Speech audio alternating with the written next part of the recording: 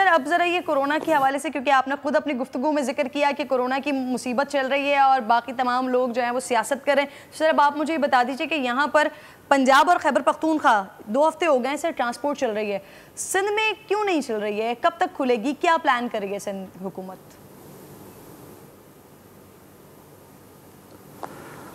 सिंध हुकूमत के मिनिस्टर साहब ने आज भी कोई मीटिंग की है, SOPs जो है वो तैयार हो गई हैं ट्रांसपोर्ट मिनिस्टर अवैस कादिर शाह साहब ने, और मेरे ख्याल में 1-2 दिन में सिंध में पब्लिक ट्रांसपोर्ट जो है वो स्टार्ट हो जाएगी। लेकिन हम सबको एक बात समझ लेनी चाहिए कि दुनिया जहाँ पे भी, पूरी दुनिया जो खुली वहाँ पे केसेस जो हैं डिक्रीज़ हुए, लेकिन अनफॉर्चुनेटली पाकिस्तान में अभी तक ऐसी कोई सिचुएशन नहीं आई है। हम सब डर रहे हैं कि खुदा न खास्ता ये कोरोना जो है अगर वो ईद के जो फेस्टिवल में, आपकी मीडिया में, आपकी कैमरा ने दिखाया कि लोगों ने किस तरीके से SOP की धज्जियाँ उड़ाई ईद के शॉपिंग्स के दौरान, ईद वाले दिन में, तो हमें डर है कि आने वाले ये 10-12 दिन जो हैं ये बड़े हो सकता है ख़तरनाक साबित हों। आज भी देखें, अगर आपको खुदा न खास्ता ब्लड प्रेशर हो जाता है, हार्ट का कोई डिजीज़ हो जाती है, तो जो डॉक्टर्स हैं वो आपको जो एडवाइस करते हैं आप उसको फॉलो करती हैं। लेकिन अनफॉर्चुनेटली हम पाकिस्तान में जो डॉक्टर्स कोरोना के हवाले से हमें कह रहे हैं, हम मुझ समेत, हम समेत कोई भी SOP को फॉलो नहीं कर रहा। डॉक्टर्स हमारे सर सुहेल अनवर सियाल साहब, अभी आगे अभी और इम्तिहान आप लोगों के लिए बाकी है। शवाल के इख्तिताम पर, शवाल का इख्तिताम हो रहा होता है और फिर उसके बाद ही मंडियां लगना शुरू हो जाती हैं। एशिया की सबसे बड़ी मंडी कराची में लग रही होती है। सर उसके लिए भी क्या आप लोग साथ साथ प्लान कर रहे हैं, या फिर आखिरी दिनों में लोग पूछ रहे होंगे कि सिंध गवर्नमेंट क्या सोच रही है, क्या प्लान कर रही है?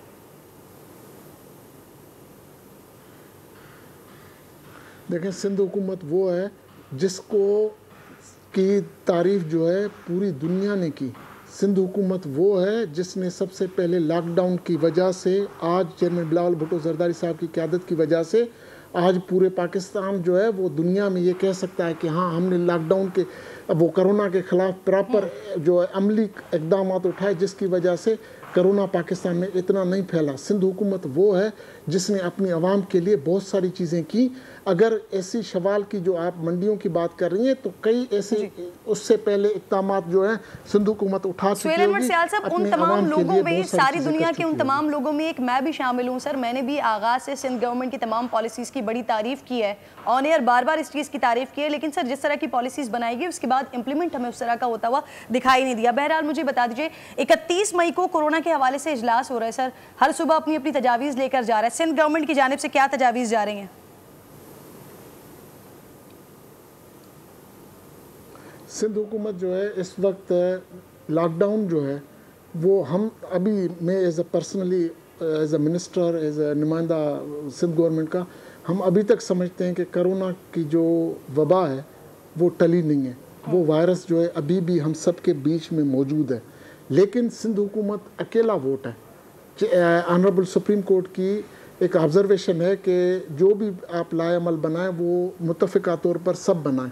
तो सिंध हुकूमत जो फेडरल गवर्नमेंट गाइडलाइन देगी, सिंध हुकूमत अब उसको फॉलो करेगी, क्योंकि फेडरल गवर्नमेंट और 3 सूबे हर चीज़ में एक साइड पे हो जाते हैं और सिंध हुकूमत दूसरी साइड पे हो जाती है। तो हम चाहते हैं कि जो फेडरल गवर्नमेंट डिसीजन लेगी हम उसको फॉलो करेंगे। अच्छा सुहेल अनवर सियाल साहब, अगर फेडरल गवर्नमेंट ये डिसीजन लेती है स्मार्ट लॉकडाउन की तरफ जाने के लिए या फिर बिल्कुल ही लॉकडाउन को ख़त्म करने के लिए, तो पीपल्स पार्टी सिंध गवर्नमेंट इस चीज़ को फॉलो करेगी सर? सिंध हुकूमत जो है फेडरल गवर्नमेंट की तरफ से जो हमें SOPs होंगी, हम उसको उस SOPs के तहत जो है जो फेडरल गवर्नमेंट डिसाइड करेगी हम उसको फॉलो करेंगे। ठीक है, सुहेल अनवर सियाल साहब बहुत बहुत शुक्रिया प्रोग्राम में वक्त देने के लिए। जो फेडरल गवर्नमेंट डिसाइड करेगी और से उसी पर ही फिर उसी पॉलिसी को आगे बढ़ाया जाएगा। लेट्स सी 31 मई के बाद, यानी कि परसों के बाद, क्या सिचुएशन खुलकर सामने आती है कोरोना के हवाले से, और अब क्या हमें तमाम सूबाई हुकूमतें बशमूल विफाक, बशमूल सिंध हुकूमत एक पेज पर दिखाई देती है, या फिर कुछ मुख्तलिफ डिस्प्यूट होगा। अगले टॉपिक की जाने बढ़ जाती हूँ जी, PIA तैयारा हादसे के हवाले से। PIA तैयारा हादसा नाज़रीन, 8 रोज़ गुजर गए हैं। कई शोहदा के लवाहिकीन को अब तक अपने प्यारों के आज़ा भी नहीं मिले हैं कि उन्हें आज़ा की तदफीन करके ही दिल को थोड़ा इत्मीनान मिल जाए कि अपने प्यारों का कफन दफन तो कर सकें। मैं देख रही हूँ रोज़ाना कभी किसी माँ की वीडियो आती है, कभी किसी भाई की, कभी किसी बाप की, कि अल्लाह का वास्ता है जल्द अज जल्द हमें अपने घर वालों की, अपने प्यारों की, अपने बच्चों की मैयतें तो दे दो। अफसोस कि ये अमल इंतहाई सुस्त रवि का शिकार है। और अब तो DG Punjab forensic lab doctor Ashraf Tahir ने सिंध में होने वाले शनाख्त के अमल पर ही सवाल उठा दिए हैं। कहते हैं जो तरीक़ा इख्तियार किया जा रहा है डीएनए का वही गलत है। अगर ऐसा है तो ये नाज़रीन एक और सानहे से कम बात नहीं है। सर आपने क्यों पीआईए तैयारा हादसे में शहीद होने वालों की शनाख्त के अमल पर सवालात उठाए हैं? आपको क्या तहफ़्फ़ुज़ात हैं? आप लोगों ने भी कराची से सैंपल लिए थे, उन डीएनए का क्या हुआ है सर? देखिए जी, मैं डीएनए की तो बात नहीं कर रहा, चूँकि मैं तो बात ये कर रहा हूँ कि जो डेंटल रिकॉर्ड वगैरह से टेस्टिफाई कर रहे हैं। मैंने 35-36 साल अमेरिका में काम किया, ये हमारे इल्म में नहीं है। ये डेंटल जो है एक प्रिलिमिनरी टेस्ट हो सकता है, लेकिन final confirmation is by DNA. एक गोल्ड स्टैंडर्ड है दुनिया में।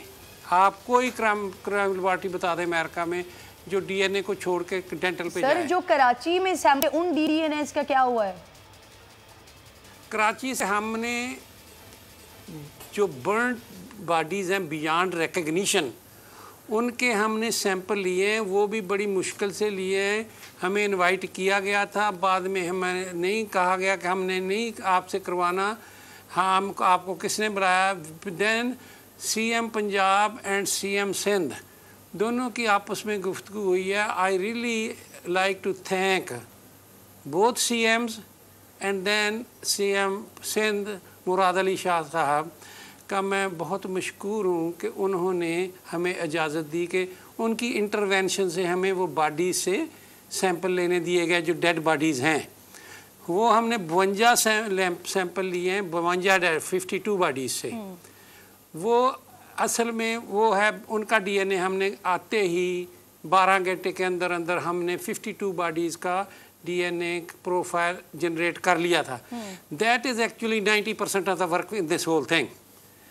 आगे जो है रेफरेंस सैंपल हैं उनके रिलेटिव लेने। अगर किसी का बच्चा है तो उसके माँ या बाप का लेंगे। अगर माँ बाप नहीं है तो बहन भाई का होगा। अगर बहन भाई भी नहीं है तो उनके बच्चों का किसी काम लेंगे टू मैच दैट। फिर हम कैलकुलेट करेंगे पेरेंटेज इंडेक्स वगैरह जो भी है, those are all technical things. अब हमारे पास क्या है, हम लैक कर रहे हैं रेफरेंस स्टैंडर्ड्स।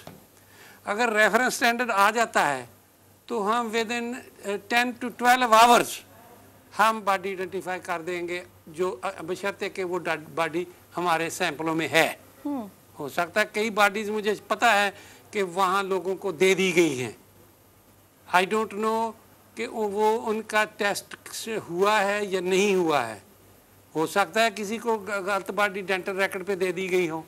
आई विल अर्ज द अथॉरिटीज़ कि अगर डेंटल रिकॉर्ड के साथ इन्होंने कोई बॉडी आइडेंटिफाई की है, that body must be tested for confirmation with DNA. जो बर्न बॉडीज़ हैं बियॉन्ड रिकग्निशन, उनके हमने सैंपल लिए हैं। वो भी बड़ी मुश्किल से लिए हैं। हमें इनवाइट किया गया था, बाद में हमें नहीं कहा गया कि हमने नहीं आपसे करवाना। हाँ, हम आपको किसने बुलाया?